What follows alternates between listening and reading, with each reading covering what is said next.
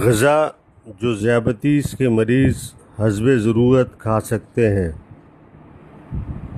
سبزیاں زمین کے اوپر اور نیچے اگنے والی تمام سبزیاں کھائی جا سکتی ہیں۔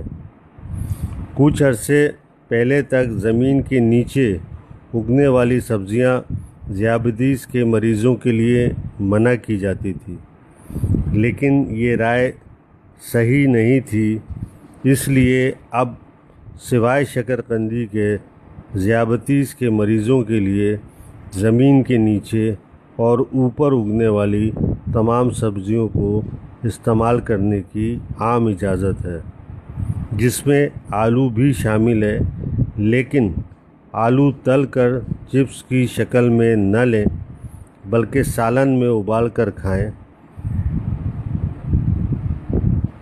دالیں اس کے علاوہ تمام دالیں اور چنے استعمال کرنے کی عام اجازت ہے۔ چنے آپ ابال کر بھی استعمال کر سکتے ہیں اور بھنے ہوئے چنے بھی استعمال کیے جا سکتے ہیں۔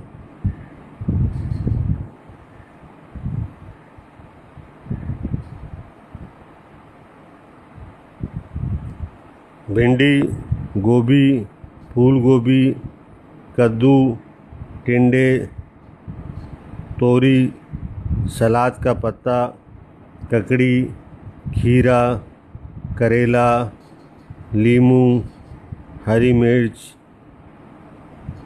شملہ مرچ، ٹماٹر، مولی، ساگ، پالک، ہری پھلیاں، مٹر، لوبیا، شلجم، اروی وغیرہ بھی کھائی جا سکتی ہے۔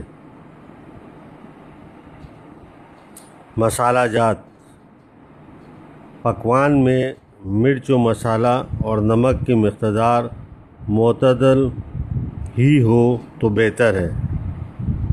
ان کا خون میں شکر پر کوئی اثر نہیں ہوتا، لیکن مسالوں میں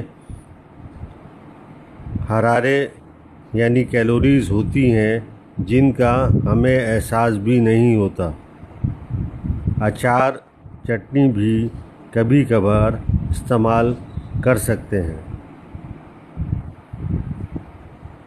یاد رکھیے، اوپر دی گئی ہدایات جو غذا کے بارے میں بتائی گئی ہیں وہ ایک نارمل یعنی عام وزن کے افراد کے لیے ہیں۔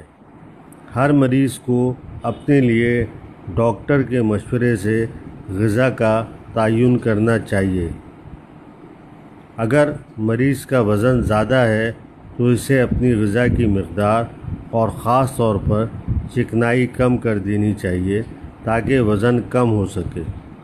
اگر مریض بچہ ہے تو اسے ایسی غذا ملنی چاہیے جو اس کے جسم کے بڑھنے اور نشو و نما پانے کے عمل میں مدد دے سکے۔